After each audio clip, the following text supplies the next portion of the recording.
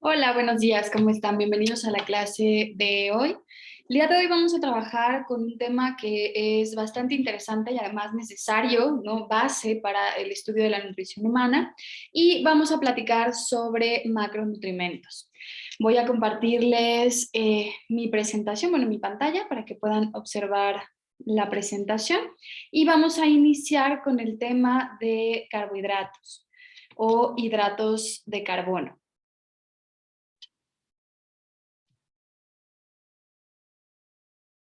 Un segundito para poder proyectar. Listo. Muy bien, entonces el día de hoy vamos a hablar sobre hidratos de carbono. ¿Qué son los hidratos de carbono? Los carbohidratos, seguramente los hemos escuchado en algún momento y seguramente también en algún punto de la vida nos han dado miedo. Y es que los carbohidratos muchas veces los vemos como los enemigos cuando queremos perder peso. Creemos que necesitamos dejar de consumirlos para poder iniciar un proceso de pérdida de peso. Ya nos vamos a dar cuenta de que se trata de nutrimentos sumamente importantes. Los hidratos de carbono van a ser entonces los componentes más abundantes en la naturaleza y van a estar sintetizados por las plantas. Para los seres humanos representan la principal fuente de energía de la dieta. Más o menos la mitad de las calorías que nosotros ingerimos, las ingerimos a través de carbohidratos. Y estas moléculas van a estar compuestas por carbono, hidrógeno y oxígeno, en la proporción que les marco aquí en esta fórmula. Los principales carbohidratos de la dieta los vamos a clasificar en monosacáridos, disacáridos, oligosacáridos y polisacáridos. Vamos a ir viendo que conforme va aumentando esta clasificación, pues van también aumentando tamaño estas moléculas. Los más simples, los más pequeñitos, son los monosacáridos. Los monosacáridos no los vamos a encontrar de forma libre en la naturaleza, no aparecen de esa forma, sino que aparecen formando parte de algunos disacáridos e incluso de algunos polisacáridos. Los más importantes para la dieta de los seres humanos son estas hexosas: la glucosa, la galactosa y la fructosa, que les presento aquí con sus estructuras químicas. Todas estas hexosas, la glucosa, fructosa y galactosa, van a tener la misma fórmula química. Sin embargo, tienen varias diferencias entre sí, y estas diferencias están relacionadas con su estructura química. El monosacárido más importante para nosotros es la glucosa, que justamente es el necesario, ¿no? Es un monosacárido que es indispensable para la función cerebral. Para que nuestro cerebro funcione y esté activo de manera correcta, necesita consumir glucosa. Entonces, justamente como les mencionaba, el cerebro necesita de este suministro regular, ¿no? Predecible. Por tanto, el organismo va a tener diferentes mecanismos fisiológicos que van a estar muy adaptados para poder mantener siempre un nivel de glucosa idóneo. Obviamente habrá otros momentos de la vida, por ejemplo el ayuno, en el que no tengamos un suministro de glucosa y entonces se pueda presentar una disminución importante en los niveles, llegando incluso a presentar una hipoglucemia. Después nos encontramos con la fructosa. La fructosa es el monosacárido más dulce que hay. Por ejemplo, lo podemos encontrar en el sirope de maíz, que es el jarabe de maíz que venden en algunas tiendas de repostería o que se utiliza para hacer algunos productos de panadería. Esto es porque el jarabe de maíz, el sirope de maíz, es más barato que otros monosacáridos o que otros carbohidratos que se utilizan para endulzar. Entonces, como es el más dulce, también se necesita una concentración menor. Se puede obtener también a través de la transformación del almidón de maíz en fructosa.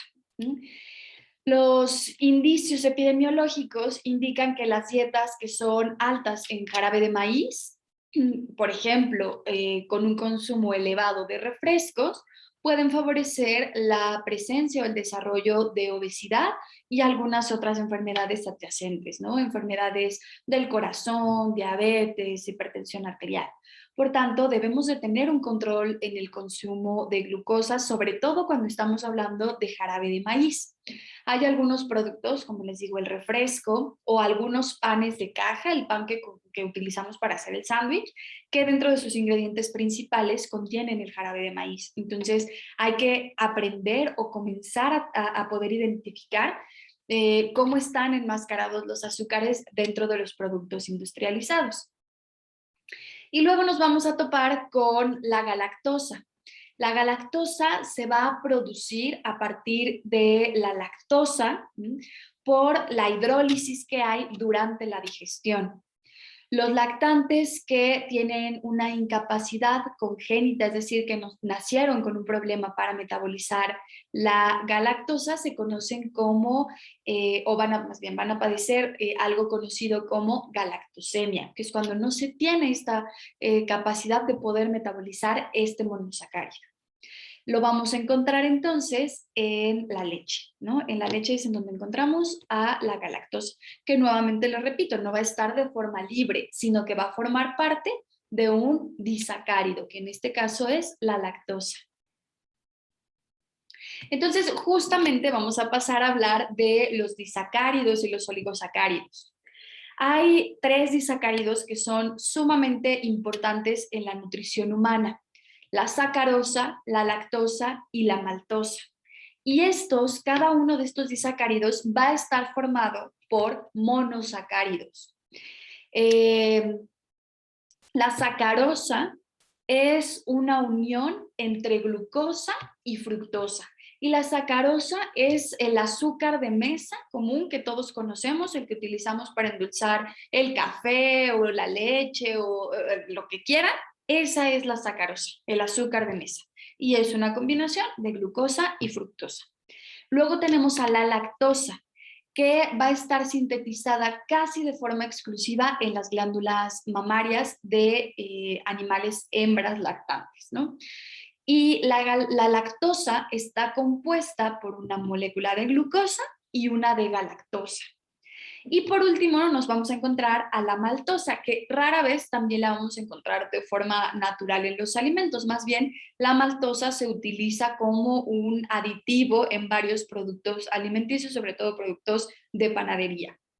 Y la maltosa va a estar formada por una molécula de glucosa más una molécula de glucosa. ¿Okay? Entonces, recapitulemos. Los monosacáridos, que son los compuestos más simples, los carbohidratos más pequeñitos en estructura, los más importantes van a ser la glucosa, la fructosa y la galactosa, que no vamos a encontrar de forma libre en los alimentos o en el ambiente, sino que van a formar parte de los disacáridos. Los disacáridos más importantes en la dieta humana van a ser sacarosa, lactosa y maltosa. Volvamos a recordar, la sacarosa está formada por una glucosa y una fructosa.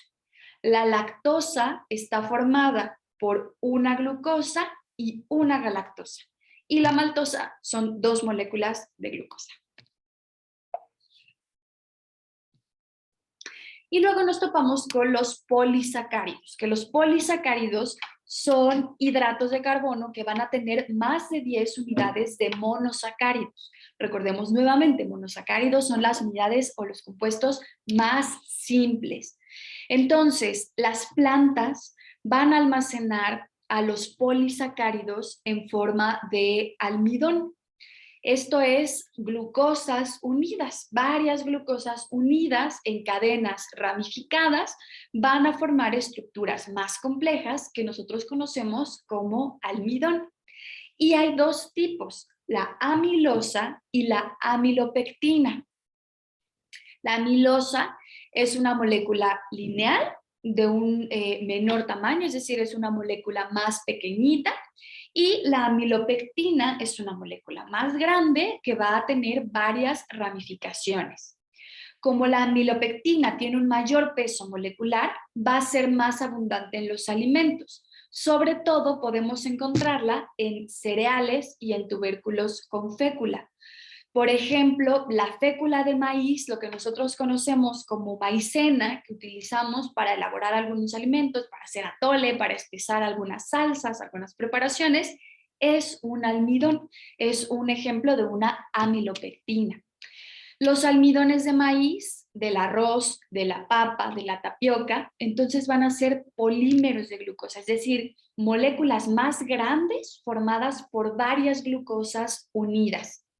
Y sus características, su sabor, su textura, la capacidad de absorción que tienen van a depender del número de moléculas de glucosa que estén unidas en estas cadenas ramificadas.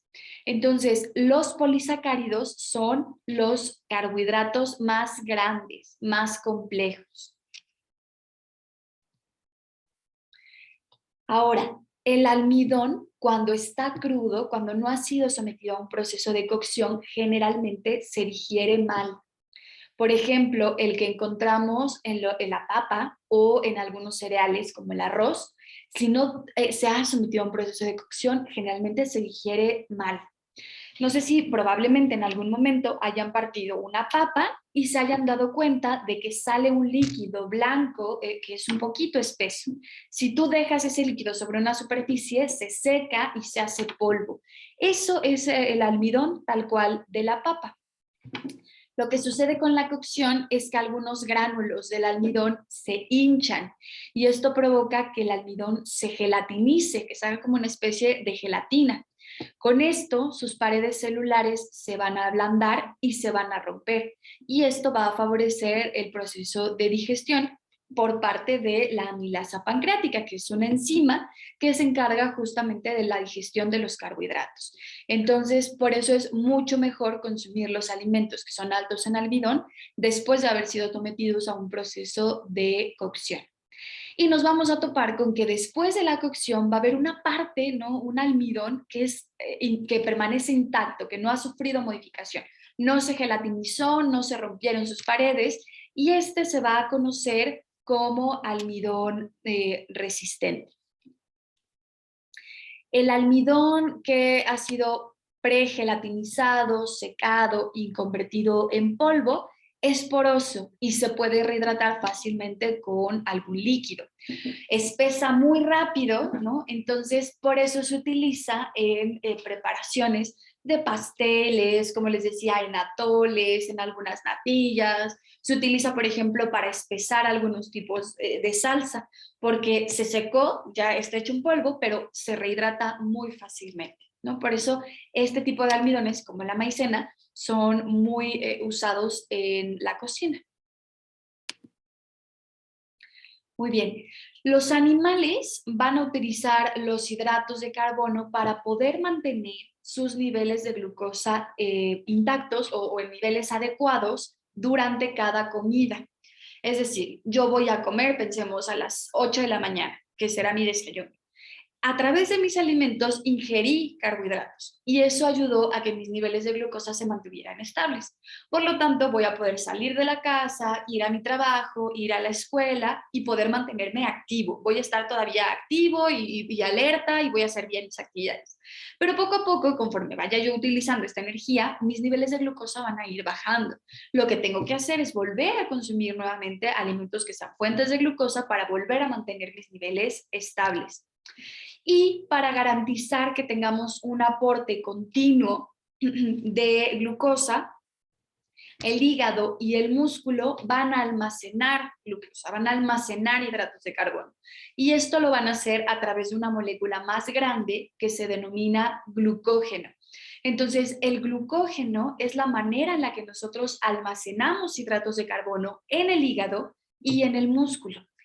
Sin embargo, tanto el hígado como el músculo tienen una capacidad de almacenaje limitada.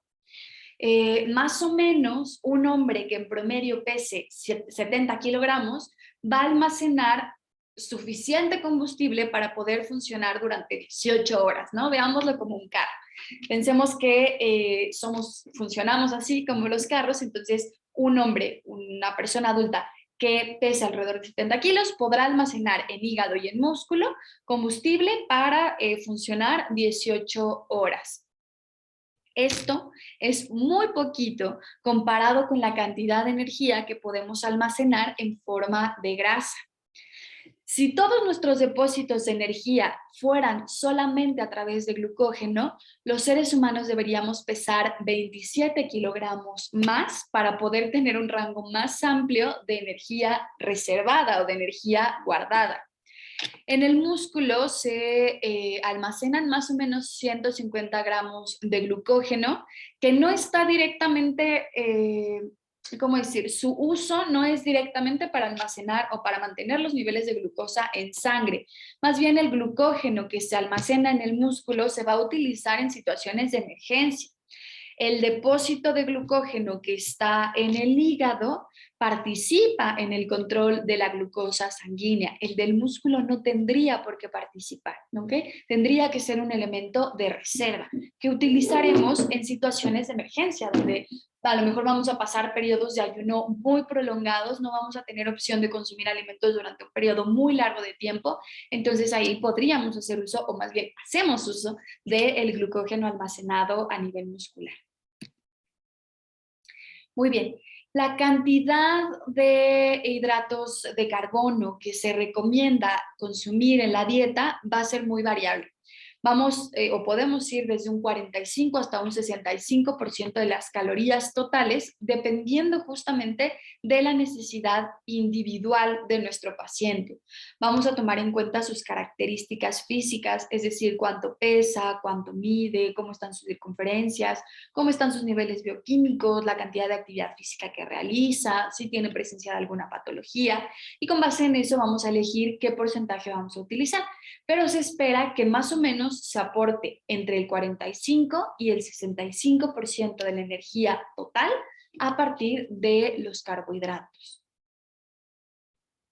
Y luego nos topamos con este otro carbohidrato, que es la fibra, que también es muy popular y que seguramente hemos escuchado hablar varias veces sobre la fibra. ¿Pero qué es la fibra? Pues se trata de componentes intactos de las plantas que no son digeridos por enzimas digestivas.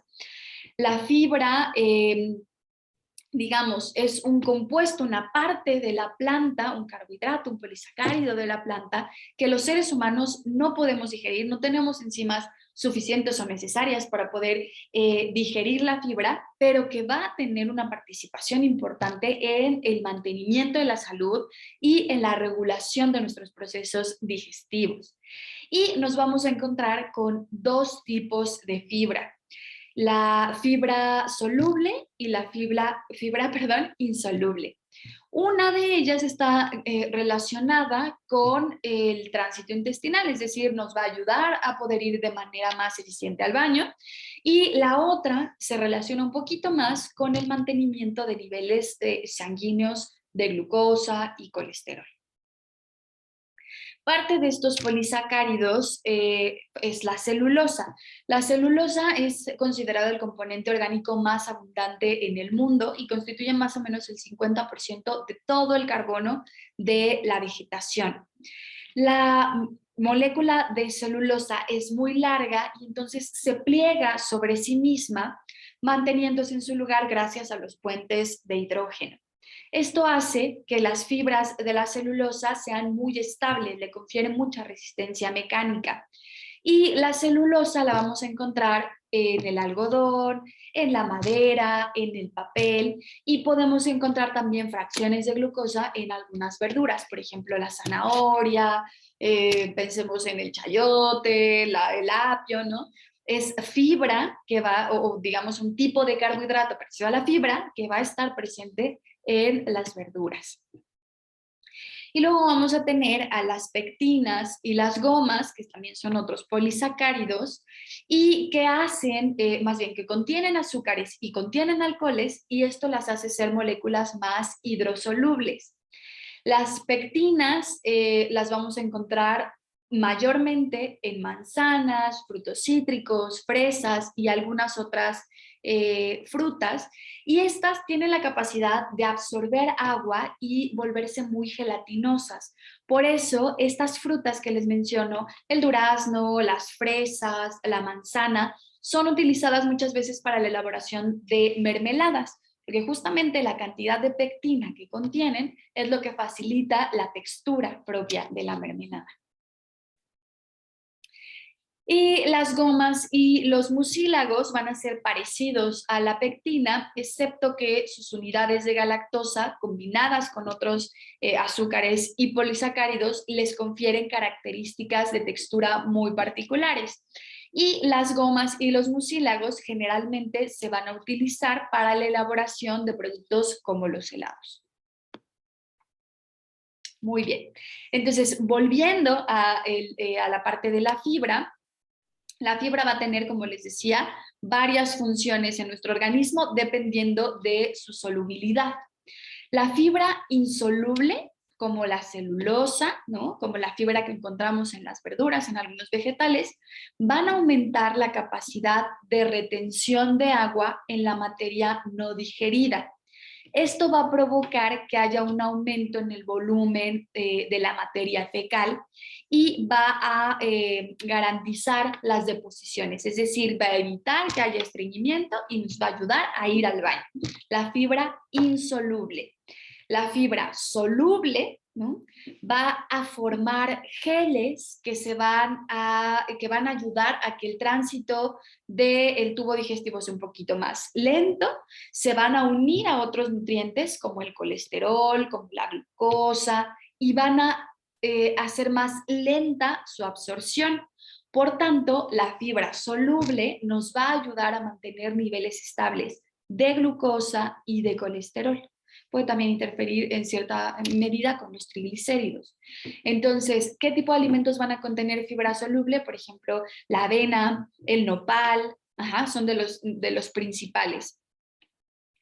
Y nos vamos a encontrar después con otros oligosacáridos no digeribles que fermentados por las bacterias intestinales van a estimular la absorción intestinal y la retención de algunos minerales, por ejemplo, el calcio, el magnesio, zinc y hierro. Todos estos polisacáridos que les estoy mencionando, fibra soluble, fibra insoluble, los oligosacáridos no digeribles, los vamos a encontrar o forman parte de alimentos integrales, frutas, verduras, leguminosas.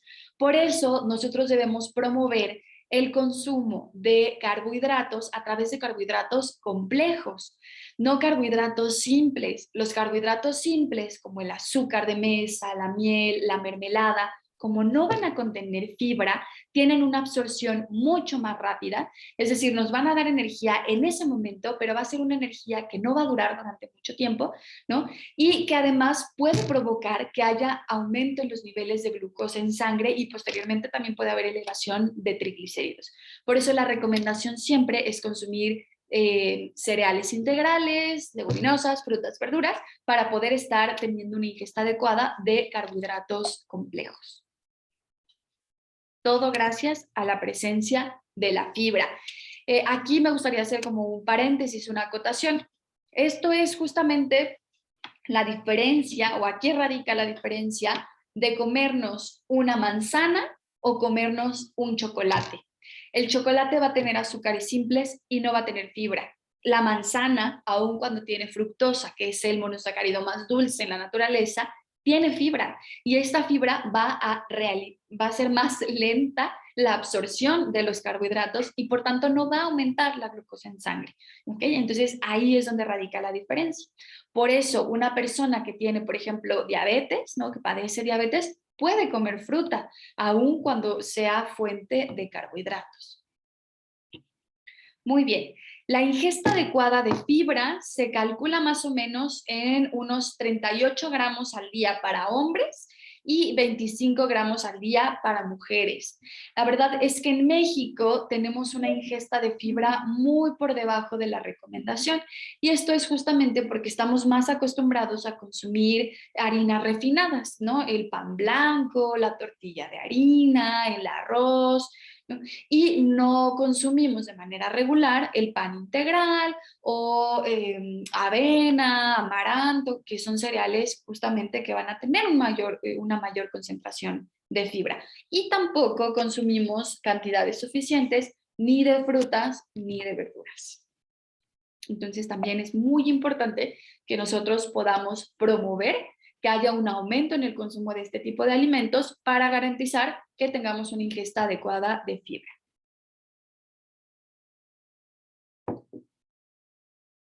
Muy bien. Y en esta tablita les presento justamente los tipos de fibra, los componentes químicos, sus fuentes y las funciones principales. No nos vamos a detener mucho en esta tabla, pero quiero que veamos que nos encontramos aquí con la fibra soluble, que va a estar presente en trigo, verduras, salvado, frutas, semillas comestibles, y que nos va a ayudar justamente, como lo mencionábamos antes, a aumentar la capacidad de retención y de esta forma el volumen fecal, ¿no?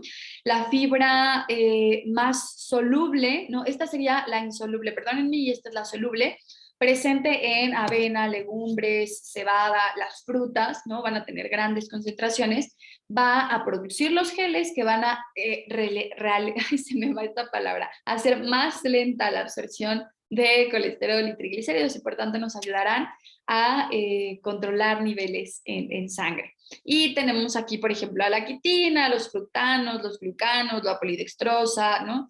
Que también van a tener diferentes funciones en nuestro organismo. Entonces, no nos vamos a detener mucho por aquí, pero pueden ustedes leer esta tablita con mayor detenimiento. Muy bien. Entonces, los hidratos de carbono que nosotros consumimos en la dieta, ¿no? Los carbohidratos que ingerimos a través de los alimentos, van a ser utilizados para poder tener o para poder disponer de monosacáridos, que son los más simples, glucosa, fructosa y galactosa. Esto es gracias a la acción de las enzimas amilasas, ¿no? Que van a tener una interferencia directa en la digestión de los carbohidratos. Nosotros vamos a consumir los carbohidratos en una forma más compleja, ya sea como polisacáridos o como disacáridos, pero para poder utilizarlos necesitamos que vuelvan a su forma más simple, es decir, a la forma de monosacáridos. Los vamos a romper. Pensemos en una molécula grande que vamos a romper en pedacitos hasta que logremos tener una molécula simple, ¿no? Los monosacáridos. Y esto lo vamos a hacer nuevamente a través de las enzimas pancreáticas. Muy bien. Entonces, una dieta que es rica en alimentos enteros, como las frutas, las verduras, las legumbres, los frutos secos, los granos, ¿no? Va a retrasar la absorción de la glucosa por la presencia de la fibra y nos va a ayudar a tener mejor control bioquímico de todos estos parámetros. Muy bien. Una vez que la glucosa ya se absorbió activamente, las células intestinales la van a transportar a través del torrente sanguíneo hasta que llegue al hígado. Y el hígado va a retirar aproximadamente 50% de la glucosa absorbida para poder oxidarla, es decir, para poder utilizarla como energía, y el resto lo va a dejar almacenado en forma de glucógeno. La galactosa y la fructosa, que son los otros dos monosacáridos, también van a ser incorporados o captados por el hígado e incorporados a las vías metabólicas de la glucosa también para poder generar energía. Entonces, la glucosa va a salir del hígado y va a entrar a la circulación sistémica y es ahí cuando va a estar disponible para la captación de insulina en tejidos periféricos. Los principales reguladores de la concentración sanguínea de glucosa después de haber realizado una comida van a ser la insulina y algunas otras moléculas como el glucagón. ¿Okay? Lo que nos va a ayudar a mantener estables nuestros niveles de glucosa. Muy bien, como tarea para esta semana que viene, van a realizar una investigación sobre el índice glucémico. Vamos a definir qué es el índice glucémico y van a elaborar una tabla de alimentos en donde me pongan justamente el índice glicémico. Me gustaría que la tabla fuera de mayor a menor, es decir, que los primeros fueran los alimentos que tienen un mayor índice glicémico y nos fuéramos hacia abajo. La tabla debe contener al menos 20 alimentos diferentes. Dentro de la plataforma van a encontrar las especificaciones sobre la tarea. Si llegaran a tener alguna duda, saben que me pueden contactar a través del correo electrónico. Muy bien, y con esto terminamos entonces nuestra presentación de carbohidratos. Como ven, estos son macronutrimentos, uno de los macronutrientes más importantes porque son la principal fuente de energía que tiene nuestro organismo. Entonces es indispensable que los consumamos en una cantidad adecuada, cuidando que la calidad de los carbohidratos también sea la correcta. Muy bien, entonces, bueno, terminamos aquí con carbohidratos y nos vamos a pasar directamente a las proteínas, que son otro de los macronutrientes también de suma importancia para nuestro organismo. Las proteínas van a ser moléculas formadas por carbono, hidrógeno, oxígeno y nitrógeno. También pueden contener azufre, ¿no? Y en algunos otros casos, hierro, magnesio, cobre. Pero generalmente son moléculas formadas por el chon, ¿no? Que es carbono, hidrógeno, oxígeno y nitrógeno. Son polímeros, es decir, moléculas más grandes formadas por moléculas más pequeñitas que se conocen como aminoácidos. Es decir, los aminoácidos son las moléculas o el componente más simple que forma las proteínas. En los carbohidratos, para poder utilizarlos, nosotros queríamos llegar a la forma de monosacáridos, que era lo más pequeñito. Esto mismo pasa con las proteínas. No vamos a consumir los aminoácidos solitos en la naturaleza, sino que los vamos a ingerir en la forma más compleja de las proteínas y los iremos desdoblando, la iremos rompiendo hasta llegar a los aminoácidos, que son los que van a tener la acción directa en nuestro funcionamiento corporal. Entonces, los aminoácidos van a estar unidos mediante enlaces peptídicos. Entonces, enlaces peptídicos entonces van a ir formando, van a ir uniendo un aminoácido con otro para formar péptidos. Cuando tenemos una unión de poquitos aminoácidos, tenemos péptidos. Si el número de aminoácidos es superior a 10, o sea, si ya tenemos más de 10 aminoácidos juntos, entonces estamos hablando de un polipéptido. Y si tenemos una unión de más de 50 aminoácidos, entonces nos estaremos encontrando ya con una proteína. Por tanto, las proteínas van a ser cadenas de aminoácidos que se van plegando entre sí y que van adquiriendo una estructura tridimensional.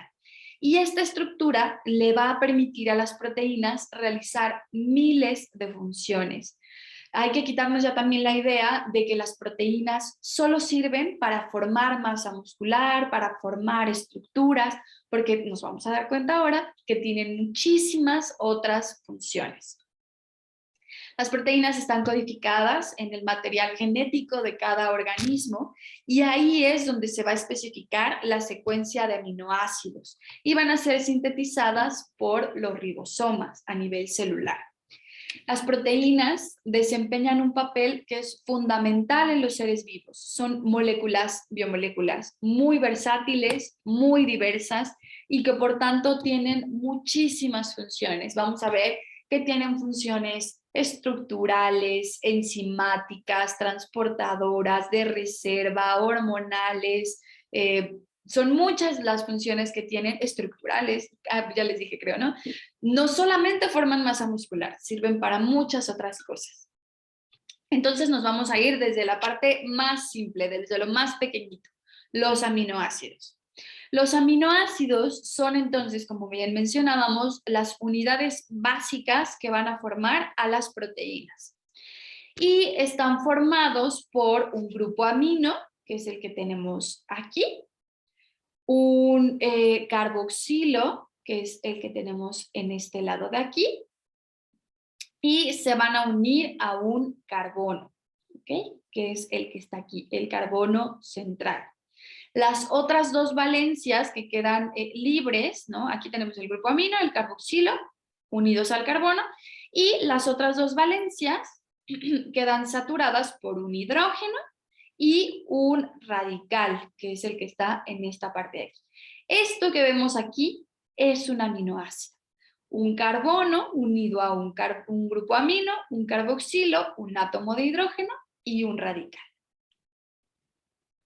Y estos que tenemos aquí son los aminoácidos.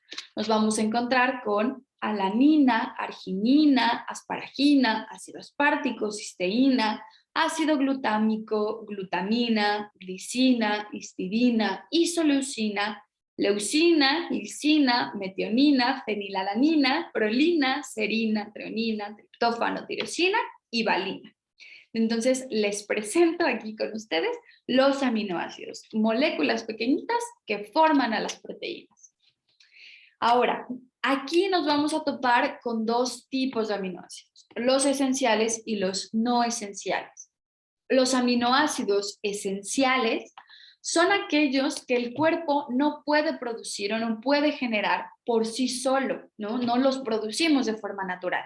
Y por tanto, la única forma de tener o de ingerir estos aminoácidos es a través de la dieta.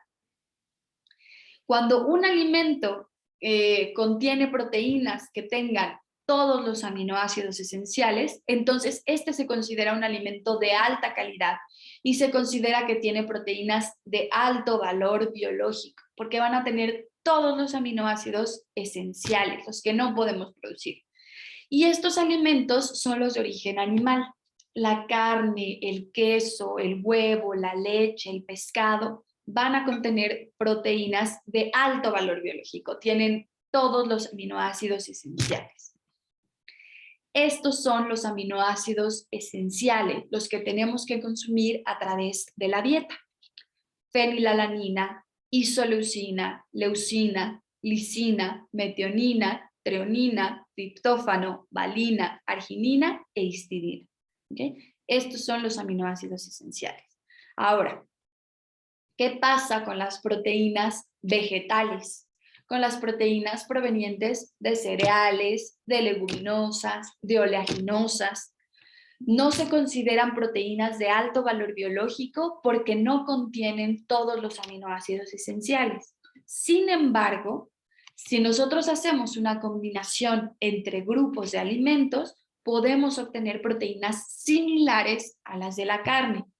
Los aminoácidos esenciales que contienen los cereales se van a complementar con los aminoácidos esenciales de las leguminosas. Al juntarlos, estaremos obteniendo proteínas similares a las de la carne. Muy bien. Vamos a ver entonces ahora la estructura proteica. Todas las proteínas tienen una estructura química central que va a consistir en una cadena lineal de aminoácidos. Lo que hace diferente a una proteína de otra es la secuencia de aminoácidos que tiene. Es decir, no todas las proteínas van a tener la misma secuencia, no todos los aminoácidos se van a alinear o se van a ordenar en el mismo orden, ahora sí, no todos van a tener el mismo orden. A lo mejor primero voy a tener una alanina y luego una glutamina y luego una metionina y luego una fenilalanina y en otra proteína voy a iniciar con una glutamina, una histidina, una isoleucina. Se van a acomodar de formas diferentes, por tanto las proteínas también van a ser distintas y van a tener diferentes funciones. Entonces, la estructura primaria de una proteína va a ser determinante para poder saber qué función va a tener. Por ejemplo, las proteínas estructurales, por ejemplo, las que encontramos en los tendones o los cartílagos, van a tener una mayor cantidad de aminoácidos rígidos. Estos van a establecer enlaces químicos muy fuertes que van a darle mayor estructura a estas proteínas. Por eso son proteínas estructurales. Muy bien. Entonces, esto que vemos aquí, este collarcito de perlas, esta unión de aminoácidos, es lo que se conoce como estructura primaria. Va a venir determinada entonces por la secuencia de aminoácidos en la cadena proteica y el número de aminoácidos también presentes y el orden en el que van a estar enlazados. Las posibilidades que hay de poder estructurar a nivel primario, de formar cadenitas, son ilimitadas. O sea, podemos ordenar de formas diversas los aminoácidos y esto nos dará opciones ilimitadas. El número de estructuras posibles va a venir dado entonces por las variaciones de los aminoácidos, de los 20 aminoácidos, de acuerdo a cómo se vayan repitiendo. Como les digo, esta es una secuencia, ¿no? Aquí vemos glicina, isoleucina, valina, ¿no? Pero a lo mejor aquí ponemos primero a la valina y aquí cambiamos la valina por la prolina. O sea, este orden que van teniendo es lo que le va a conferir las funciones a las proteínas y hace que haya infinidad de tipos. Muy bien. Que nosotros podamos conocer o que se conozca la estructura primaria de las proteínas nos va a ayudar a poder estudiar también las enfermedades genéticas. Es posible que el origen de una enfermedad genética radique en una secuencia anormal que puede resultar en que la función de la proteína no se ejecute de manera correcta o incluso que no se ejecute en absoluto. Y la secuencia de aminoácidos está especificada en el ADN por la secuencia de los nucleótidos. Entonces, las proteínas también van a tener una acción a nivel del ADN. Muy bien. Entonces, la estructura primaria era esta cadenita de perlas, ¿no? La unión de varios aminoácidos que se fueron pegando uno con otro. Nos vamos a topar después con la estructura secundaria. La estructura secundaria es el plegamiento que va teniendo la cadena. Es decir, imagínense ustedes literalmente una cadena de perlas. Si ustedes empiezan a plegar, como a torcer esta cadenita, va tomando como una estructura. Estos pliegues se van a ir uniendo con puentecitos de hidrógeno y vamos a empezar a formar estas hélices que vemos aquí. Esto que vemos aquí es la cadenita de perlas. Estos son aminoácidos unidos entre sí. ¿Los vemos? Se van uniendo entre sí. Y este plegamiento es lo que le da la estructura secundaria. Y la unión con los puentes de hidrógeno es lo que le confiere mayor estabilidad, lo que las hace más estables. Y luego nos vamos a topar con la estructura terciaria. La estructura terciaria es la disposición tridimensional de todos los átomos que van a componer a la proteína. Esta va a ser responsable directa de las propiedades biológicas que tenga la proteína porque va a determinar la interacción que tenga con otros ligandos. Para las proteínas que tienen una cadena polipeptídica, la estructura terciaria es la formación más grande que se puede obtener. Entonces, teníamos nuestra cadenita de perlas que fuimos torciendo para que le diera un poquito como de estructura. Formamos estas hélices. Ahora piensen que eso lo vamos a enrollar como una especie de madeja de estambre. Esta bolita que enrollamos, la cadenita de perlas enrollada, es la estructura terciaria. Casi todas las proteínas llegan hasta la estructura terciaria y generalmente así las consumimos. Nosotros cuando comemos un pescado, un pedazo de carne, un huevo, la proteína viene en esta forma, en la forma de estructura terciaria, perdón. Esta es la forma en la que nosotros comemos a la proteína. ¿A dónde queremos llegar? A las perlitas solas. Queremos romper la estructura hasta lograr las perlitas solas. Pero la manera en la que la comemos es así, en forma de una pelotita, ¿no? Que es esta cadena. Si solo tenemos una cadena polipeptídica, entonces será una proteína con estructura terciaria. Pero si tenemos una proteína con varias cadenas, aquí estamos viendo la cadenita amarilla, la verde, la azul y la roja, ¿no? Cuando hay varias cadenas polipeptídicas juntas, entonces la proteína tiene una estructura cuaternaria. Les digo, no todas las proteínas tienen una estructura cuaternaria. Por ejemplo, la hemoglobina es una proteína que tiene una estructura cuaternaria, pero no todas llegan. Todas llegan a la terciaria, no todas tienen la cuaternaria. ¿Cuál es la diferencia? Aquí solo tengo una cadena polipeptídica, es decir, de un collarcito de perlas llegué a una bolita, ¿no? A una madejita de estambre. Aquí tengo varios collarcitos de perlas que se volvieron madejitas y que se unieron entre sí. Muy bien, aquí lo podemos ver un poquito más claro. La estructura primaria es entonces, dijimos, el collarcito de perlas o de aminoácidos unidos entre sí por enlaces peptídicos. Luego se van plegando, se van plegando, se van torciendo y entonces forman una estructura secundaria. Seguimos con el plegamiento, plegamos, plegamos, plegamos, enrollamos y logramos una estructura terciaria. Varias proteínas en estructura terciaria unidas forman la estructura cuaternaria. Muy bien. Las proteínas las podemos clasificar como proteínas globulares o proteínas fibrosas. Las proteínas globulares doblan sus cadenas en una forma esférica, es decir, como un globito, como una pelotita. Las enzimas, los anticuerpos, las hormonas, las proteínas de transporte son ejemplos de proteínas globulares. Por ejemplo, gluteína, ovoalbúmina, lactoalbúmina, insulina, prolactina, hidrolasas, etc.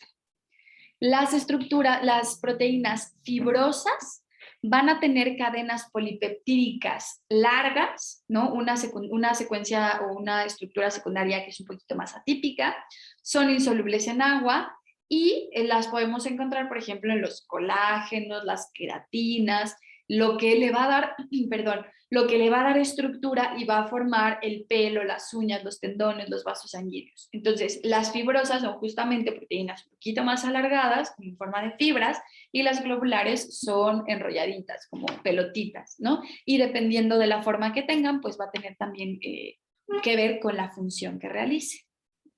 Muy bien. Vamos ahora entonces a ver cuáles son las principales funciones de las proteínas. Las proteínas tienen una importancia grandísima en el mantenimiento de nuestra salud y del funcionamiento de nuestro organismo. Determinan la forma, la estructura de las células y por tanto dirigen muchos procesos vitales. Sus funciones van a ser específicas de cada tipo de proteína y van a permitir a las células poderse defender también de agentes extraños. Van a mantener la integridad de la célula, van a reparar tejidos, entre muchas otras.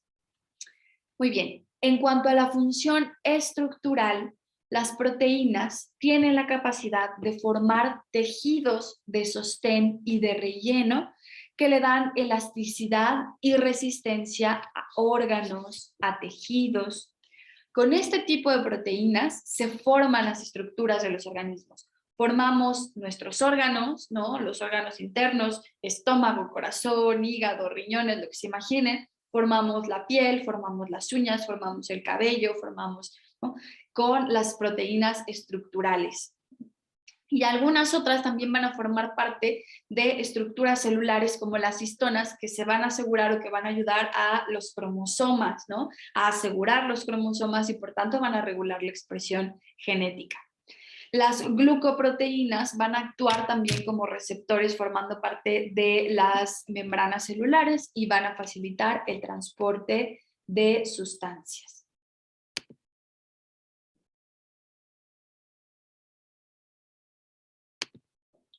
Muy bien.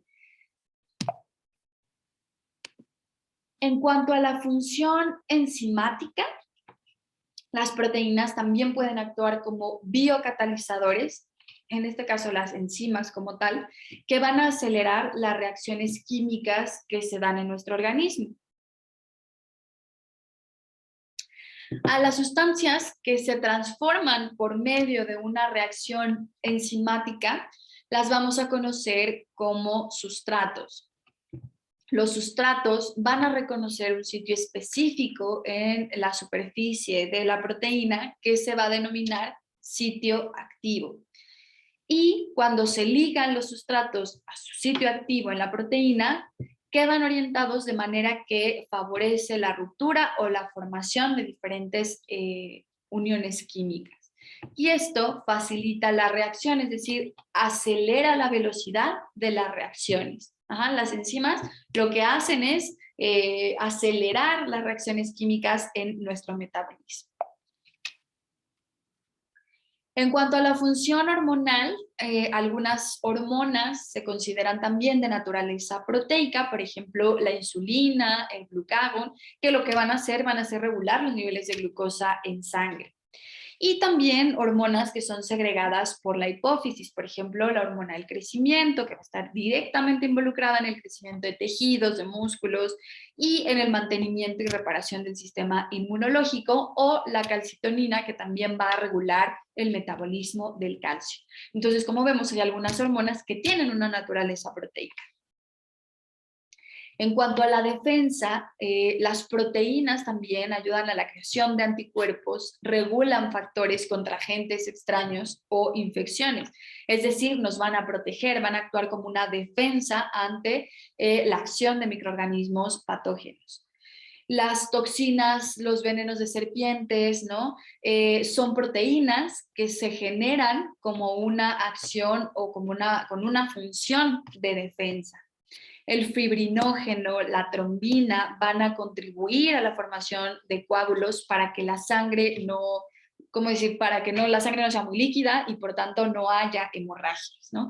Entonces también eso es una manera de defender, de proteger al organismo. Y las inmunoglobulinas, que tienen una acción totalmente de anticuerpos y que van ¿cómo decirles?, a actuar, a funcionar ante la presencia de posibles antígenos. ¿Ok? Entonces, nuevamente nos quedamos con que hay función estructural de las proteínas, enzimática, hormonal, de defensa, y también van a tener una función de transporte.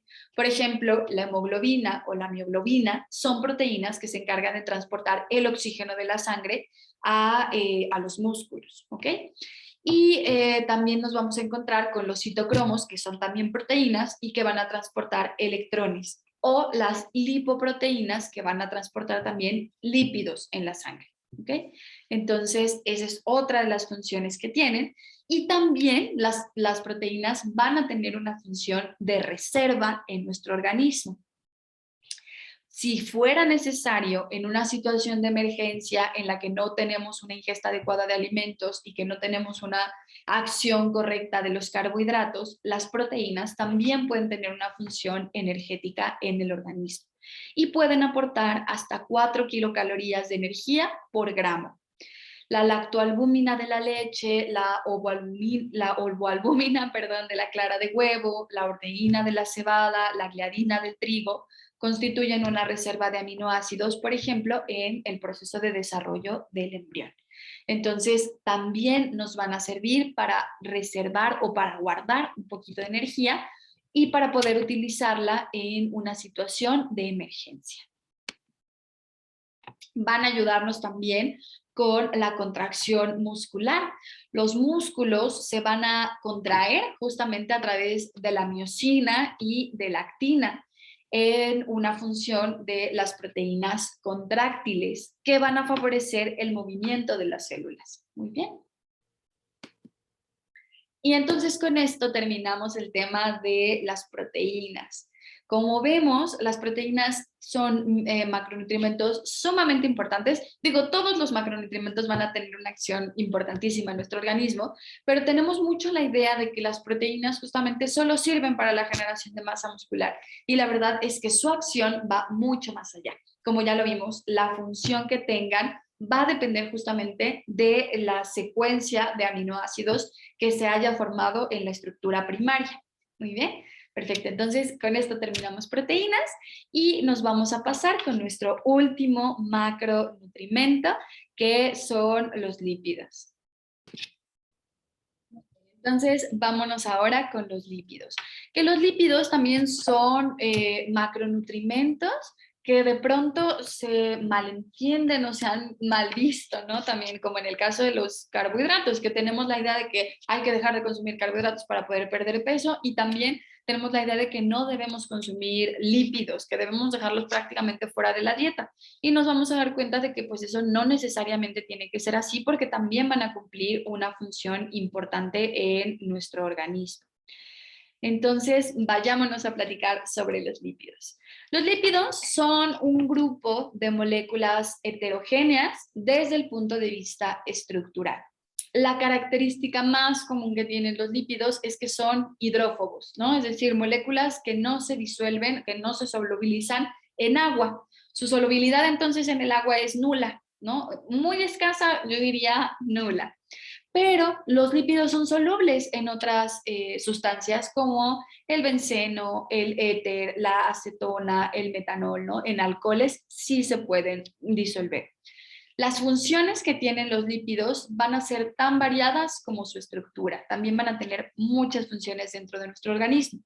Pero una de las funciones que más importancia tienen es la de la reserva energética. Y esto lo vamos a hacer a través de los adipocitos, ¿no? Los lípidos también van a formar parte de estructuras celulares, como los fosfolípidos que están en las membranas celulares. Van a tener también una función reguladora en nuestro organismo, señalizadora, como por ejemplo la que llevan a cabo las hormonas esteroideas o las vitaminas, y algunos otros van a tener funciones protectoras, impermeabilizantes, emulsionantes, incluso digestivas. Los lípidos constituyen aproximadamente el 34% de la energía de la dieta humana, es decir, los carbohidratos estaban en una proporción de un 45 a un 65%, los lípidos los podemos incluir en hasta un 35% del total de las calorías, dependiendo nuevamente de las necesidades individuales y de las características de nuestro paciente. Habrá pacientes que requieran un aporte mayor de energía a través de los lípidos, y habrá otros, por el contrario, en quienes tendremos que hacer una limitación en la ingesta. Los lípidos nos van a proporcionar 9 kilocalorías por gramo de energía, diferente a los carbohidratos y las proteínas que nos proporcionan 4 kilocalorías por gramo. Y por tanto, los seres humanos obtienen una energía suficiente con un consumo diario de alimentos que contengan grasa. Ahora, nuevamente, depende del tipo de grasas que estemos consumiendo. La grasa de la dieta la vamos a almacenar en unas células que se conocen como adipocitos, células adiposas.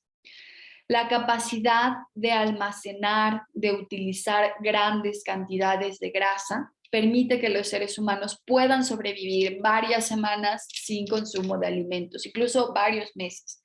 Esto teniendo una buena reserva energética. Ahora, cuando nosotros tenemos un consumo excesivo de grasas y de azúcares, vamos a tener una reserva muy grande en el tejido adiposo.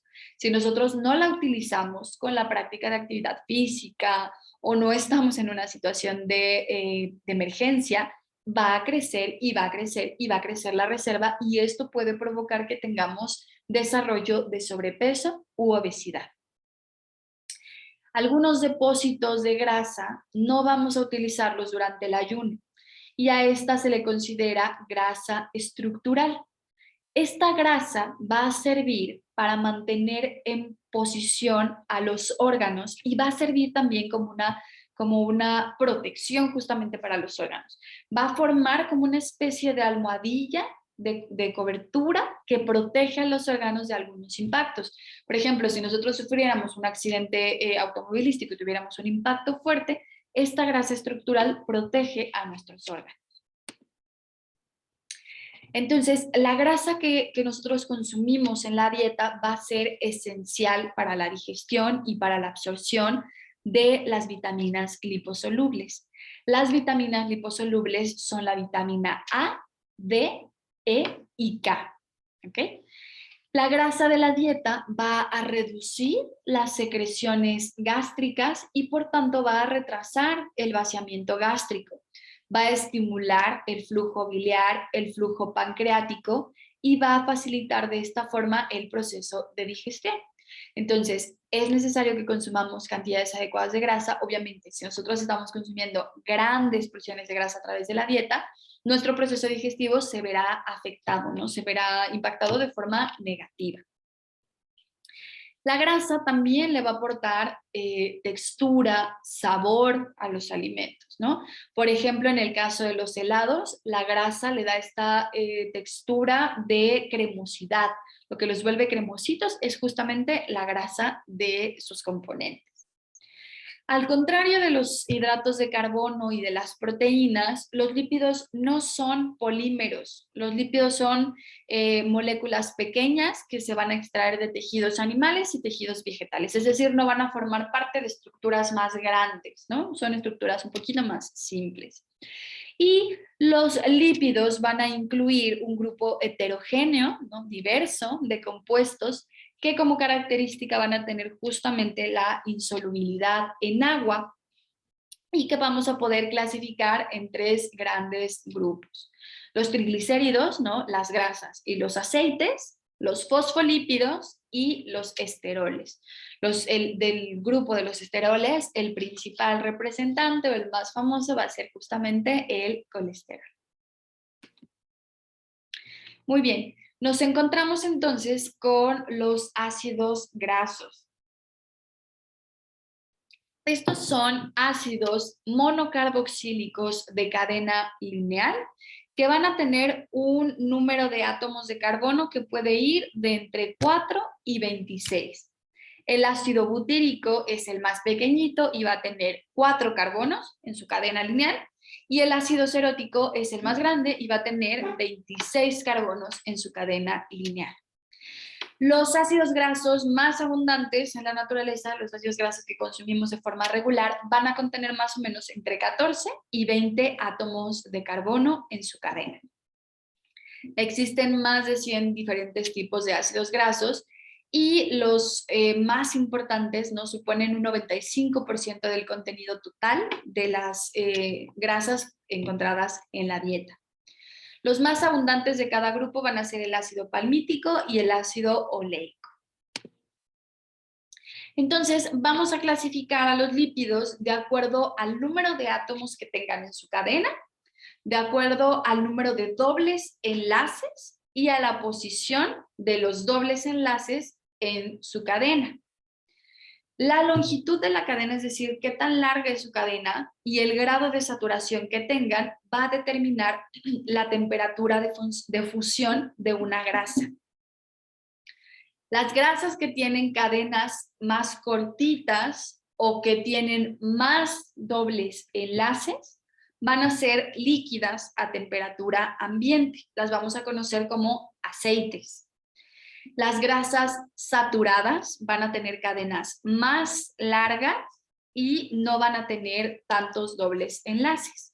Y estas generalmente son sólidas, ¿no? Las grasas saturadas son sólidas a temperatura ambiente.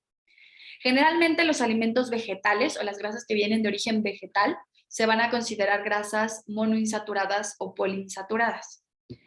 Sin embargo, el coco y la palma, aun cuando son aceites o grasas vegetales, se consideran grasas saturadas, ¿ok? Porque los ácidos grasos predominantes que tienen son cortos. Entonces, ni el aceite de coco ni el de palma se recomiendan para consumo regular, porque son grasas saturadas. Hablemos entonces de los ácidos grasos saturados. Los ácidos grasos saturados no van a tener dobles enlaces en su cadena. Generalmente son sólidos a temperatura ambiente. Se van a encontrar en alimentos de origen animal y la excepción con estos son justamente el aceite de coco y el aceite de palma. La grasa saturada, tener un consumo excesivo de grasas saturadas va a favorecer el aumento de colesterol en sangre y puede llegar a tener un efecto trombogénico, es decir, que se empiezan a formar ateromas que vayan circulando en el torrente sanguíneo y que en un momento disminuyan la luz de la arteria y provoquen una aterosclerosis o un evento trombogénico. Como les decía, generalmente este tipo de ácidos grasos van a provenir de las grasas de origen animal, la carne, la mantequilla, la manteca, ¿no? A excepción del coco y la palma que ya habíamos mencionado. Un ácido graso esencial, por otro lado, es cualquiera que va a pertenecer a la familia de los ácidos grasos omega 6 y omega 3. Los ácidos grasos de cadena más larga y sintetizados a partir de ellos, que forman parte de las membranas celulares y se utilizan como precursores de icosanoides o como prostaglandinas, tromboxanos o leucotrienos, se consideran ácidos grasos esenciales. Los eicosanoides van a actuar como hormonas y van a desempeñar diversas funciones a nivel local. Pueden cambiar la morfología, la permeabilidad de los vasos sanguíneos y por tanto modifican los procesos de inflamación. Los derivados de los ácidos grasos omega 3 proceden, por ejemplo, del aceite de pescado. No es muy común que encontremos ácidos grasos omega 3 en el pescado y van a presentar diversos beneficios, ¿no? O acciones benéficas, por ejemplo, en la función cerebral. Van a prevenir el envejecimiento cerebral de las células cerebrales. Por eso los ácidos grasos omega 3 se consideran importantes como parte del desarrollo cerebral y se recomienda que los niños pequeños que se encuentran en periodo de desarrollo y crecimiento tengan un consumo adecuado de ácidos grasos omega 3. Tenemos luego a los ácidos grasos poliinsaturados que pueden reaccionar con el oxígeno del aire y aumentan la posibilidad de enranciar las grasas. Los pescados, los aceites vegetales, ¿no? Son ricos en ácidos grasos poliinsaturados. El ácido linoleico se va a encontrar en grandes concentraciones en el aceite de girasol.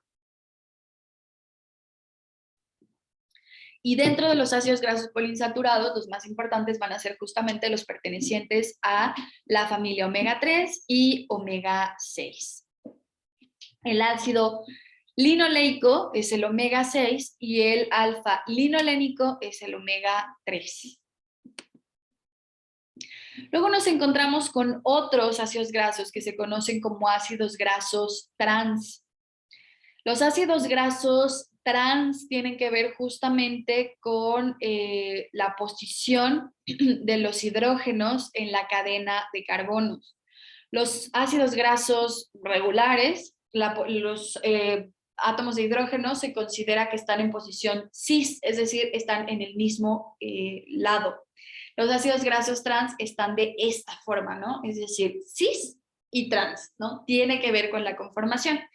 Un consumo elevado de ácidos grasos trans está relacionado con el desarrollo de problemas a nivel cardiovascular, por tanto no se considera que deban consumirse de forma regular, más bien no tendríamos que consumir ácidos grasos trans. Generalmente los productos de pastelería, la bollería industrial tiene grandes concentraciones de ácidos grasos trans y un producto que tiene altísimo contenido es la margarina. Si ustedes se ponen a revisar, más de la mitad de los ácidos grasos o de la grasa que contiene la margarina son ácidos grasos trans. Entonces, si vamos a elegir entre margarina y mantequilla, pues siempre la mantequilla va a ser una mejor alternativa. Después nos encontramos con los ácidos grasos monoinsaturados que van a tener un enlace en una molécula, por ejemplo, un doble enlace en alguna molécula, por ejemplo, el ácido leico, ¿no? Que es el principal componente del aceite de oliva. Los principales alimentos que son suministradores de lípidos son los aceites y las grasas culinarias, ¿no? ¿Cómo consumimos nosotros los lípidos? Pues a través del consumo de estos alimentos, mantequilla, aceite de cocina, y también los vamos a ingerir a través del consumo de carne, sobre todo carnes rojas, embutidos y algunos frutos secos, nueces, almendras, pistaches, ¿no? Estas son nuestras fuentes de ácidos grasos o de lípidos en la dieta. El aguacate, por ejemplo, que también es una excelente fuente de grasas para nuestro cuerpo. Por eso es importante que nosotros tengamos un consumo regular de este tipo de alimentos. Pescados, oleaginosas, carne, huevo, leche, porque a través de ellos vamos a estar obteniendo ácidos grasos esenciales. Y hay que controlar, hay que limitar el consumo de alimentos que sean altos en grasas saturadas. Por ejemplo, los embutidos, el jamón, las salchichas, el chorizo, el tocino, van a tener grandes concentraciones de grasas saturadas. Los quesos amarillos, ¿no? Estos quesos que se funden, que se derriten, pues también van a tener mayores concentraciones. No debemos de estar consumiendo más del 10% de los lípidos a través de grasas saturadas, es decir, Si nosotros vamos a consumir 30% de lípidos en la dieta, solo el 10% de ellos pueden venir de grasas saturadas. Esto para tener pues ¿cómo decir? Como una protección a nuestro organismo, sobre todo a nivel cardiovascular. Y tenemos que promover también el consumo de grasas saludables, por ejemplo, nuevamente el aguacate, las nueces, que van a tener esta acción protectora, que van a aumentar el colesterol bueno en el organismo y que van a proteger a nuestro corazón. Muy bien. Entonces, de los lípidos más conocidos que existen son los triglicéridos, y el cuerpo los va a formar tras la unión de 3 ácidos grasos con una cadena de glicerol, neutralizando los ácidos grasos reactivos y haciendo que los triglicéridos sean insolubles en agua. Los triglicéridos van a viajar a través del torrente sanguíneo, pero una elevación de triglicéridos en sangre puede favorecer la formación de ateromas, ¿no? Estas bolitas de grasa que vemos aquí se conocen como ateromas, y lo que hacen es que obstruyen el paso de la sangre a través de la arteria y pueden conducir a un evento cerebrocardiovascular. ¿Okay? Entonces, cerebrovascular más bien. Cardiovascular o cerebrovascular.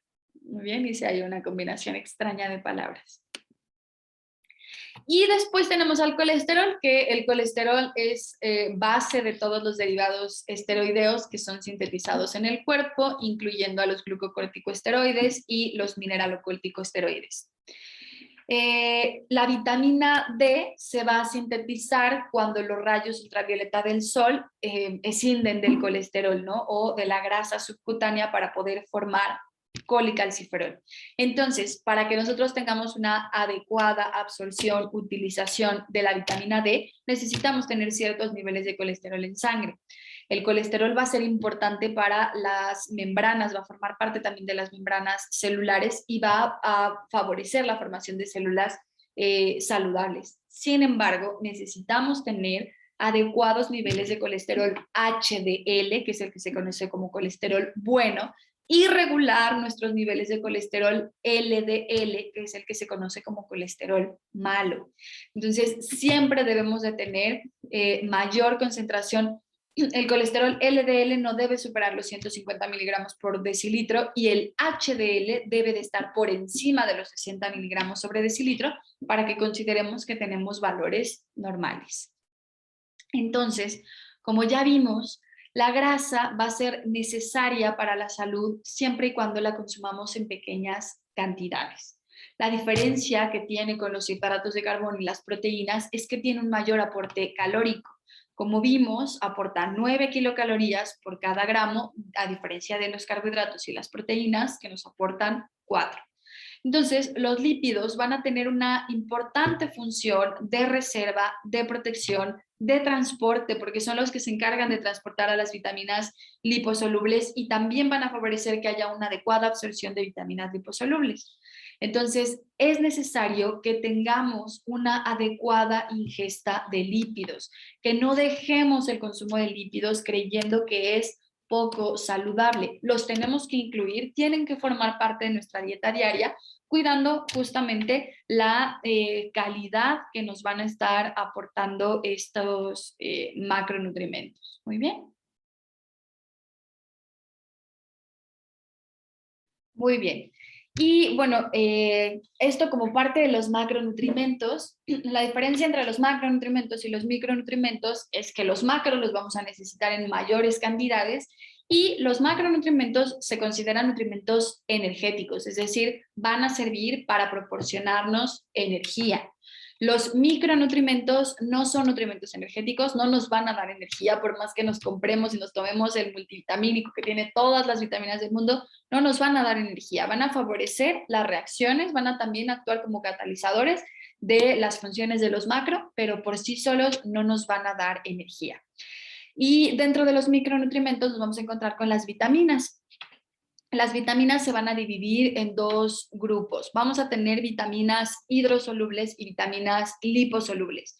Y estas son sustancias que el cuerpo requiere en pequeñas cantidades, pero que van a tener también funciones muy particulares en el organismo. Cada una va a tener una función particular. Dentro de las vitaminas hidrosolubles nos vamos a encontrar con las vitaminas del complejo B, ¿no? Vamos a tener, por ejemplo, a la tiamina, que es la vitamina B1.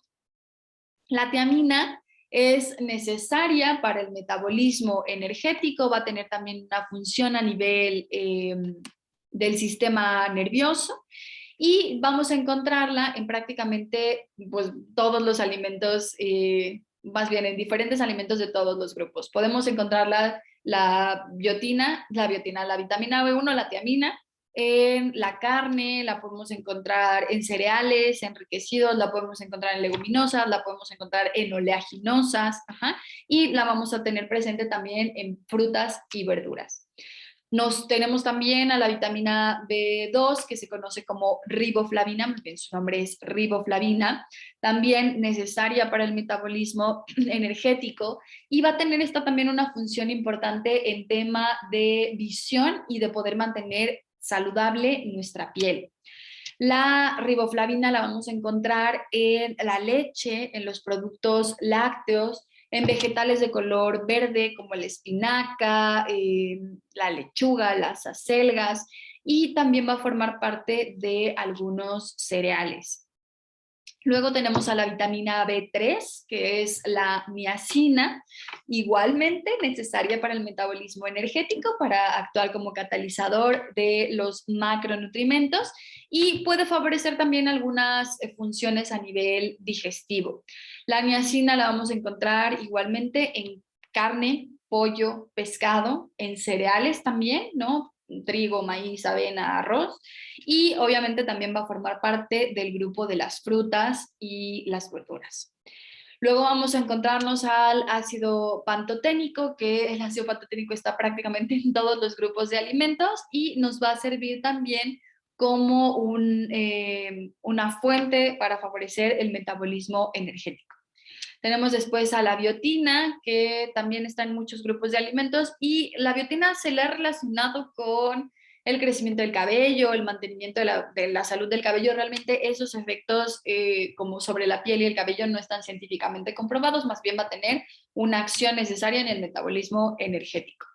Tenemos después a la piridoxina, que la piridoxina va a estar también en algunos alimentos de origen animal, frutas, verduras, cereales, leguminosas, oleaginosas, y va a tener igualmente una acción a nivel de metabolismo energético y también va a ayudar en la producción, la formación de glóbulos rojos. El ácido fólico o vitamina B9 va a tener una acción muy importante en el desarrollo de la columna, de la espina dorsal de los fetos, por eso es una vitamina necesaria durante el proceso de gestación. La podemos encontrar en varios alimentos de origen animal y origen vegetal, sin embargo, durante la gestación es necesaria que haya una suplementación porque las necesidades se van a ver aumentadas.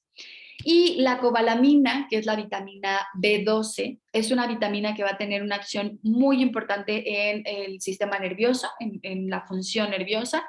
Y esta vitamina solo la vamos a encontrar, únicamente la vamos a encontrar en alimentos de origen animal.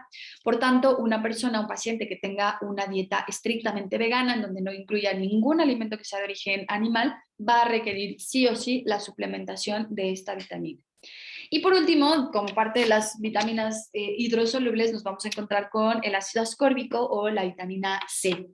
Este también va a tener una acción en el metabolismo energético y va también a favorecer la función del sistema inmunológico, ayuda a que los síntomas, por ejemplo, de las enfermedades infecciosas, enfermedades respiratorias, sean menores.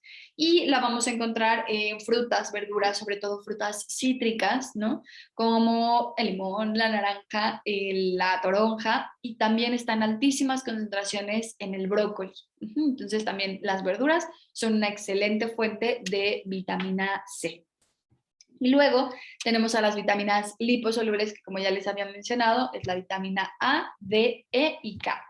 Estas vitaminas liposolubles se pueden almacenar en el cuerpo. Entonces, con las hidrosolubles es muy extraño que podamos llegar a tener una hipervitaminosis, pero con las liposolubles puede ocurrir. La vitamina A es necesaria para la vista, para el mantenimiento de la piel, de las membranas celulares, de las mucosas, ¿no? Entonces actúa también como protección de agentes infecciosos y la podemos encontrar también en alimentos vegetales y alimentos de origen animal, por ejemplo en la leche, en el huevo, en el queso. Y en el caso de los productos vegetales, la vamos a encontrar en vegetales que sean de color rojo, naranja, amarillo, ¿ok? Por ejemplo, la zanahoria, el jitomate, el betabel. Luego tenemos a la vitamina D, que la vitamina D es necesaria para que haya una adecuada absorción de calcio y por tanto podamos mantener una buena salud ósea. Y la vitamina D la vamos a encontrar en productos lácteos y en el pescado. Y la vitamina D necesita la exposición a la luz solar para tener una adecuada absorción. Entonces es necesario también que nos expongamos al sol más o menos durante 15 minutos, obviamente con protección y no directamente, para que podamos metabolizar bien la vitamina D. Luego vamos a tener a la vitamina E, que va a tener una acción antioxidante, ¿no? Va a mantener en buen estado la piel, nuestras estructuras corporales, y la podemos encontrar en algunos aceites vegetales, por ejemplo, el aceite de maíz, el aceite de soya, ¿no? Y en algunas oleaginosas, nueces, almendras, cacahuates, también son una buena fuente de vitamina E. Y por último vamos a tener a la vitamina K, que va a tener una acción muy importante en la coagulación de la sangre. Entonces, la vitamina K ayuda a prevenir el desarrollo de hemorragias. La vitamina K la podemos encontrar en productos de origen vegetal, por ejemplo, la col, las verduras de hoja verde, el brócoli, ajá, y también podemos encontrarla en productos animales. Muy bien. Y con esto terminamos entonces nuestro tema de la sesión del día de hoy. Vimos más bien macronutrimentos y por el lado de los micronutrimentos hablamos sobre vitaminas. Espero que, bueno, es mucha información, pero que lo vayamos siguiendo poco a poquito.